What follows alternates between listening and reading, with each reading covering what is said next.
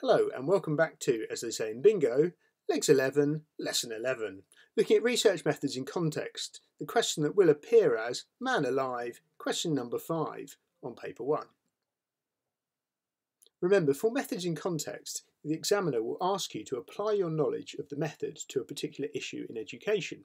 Whilst we can prepare for the method by learning the good and bad points of each of those given on the specification, the application is much harder. To help with this, I'm going to introduce a game that you could play, either on your own or with a friend, that might help you to practice thinking on the spot. After much deliberation, I decided to call this game the Methods in Context card game. If you haven't got any card though, you can still play. To experience the M.I.C card game to its fullest, you're going to need some paper or card, a pen and a pair of scissors. Alternatively, see the file, the M.I.C card game, in Google Docs. You can print this off and cut out the cards, or devise your own way of playing this game digitally.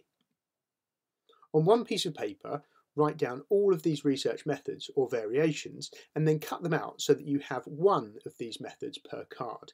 If you're able to use the printout, then just cut out these into individual cards.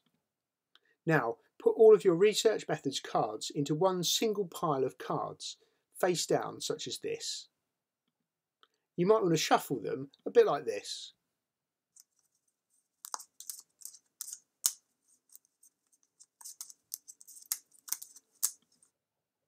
On another piece of paper, write down all of these possible issues and then cut those out so that you have one of these issues per card. Again, you could just copy this from Google Docs and cut them out from there.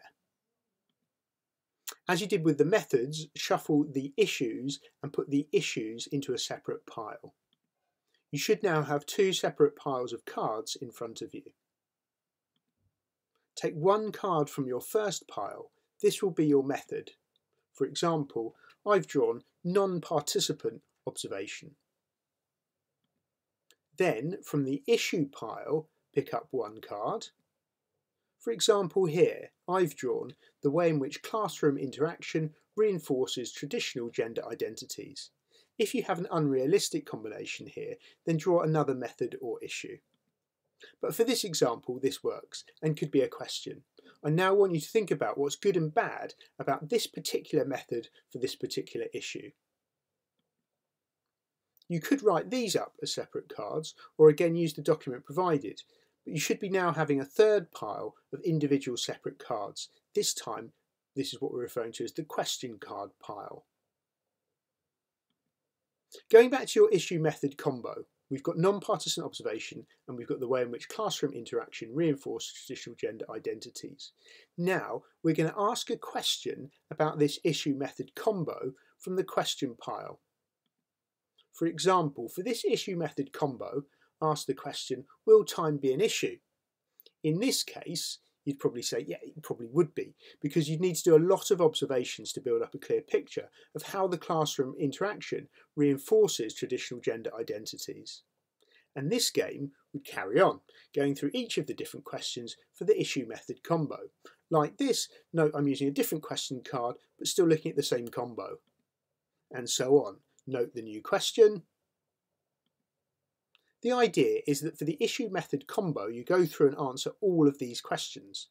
You can add your own questions as well. Then, when you've done one issue method combo, you can select another one from each pile, or keep the method and change the issue, or keep the issue and change the method. For example, now my method issue combo is self-completion questionnaires, and my issue is anti-school subcultures. Go through all of the questions again, but this time with your new issue method combo.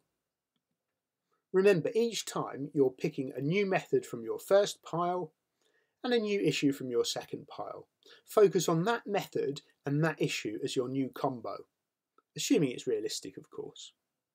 And then ask these questions from the third pile. With 12 methods and 18 issues, I make that 216 combos to try.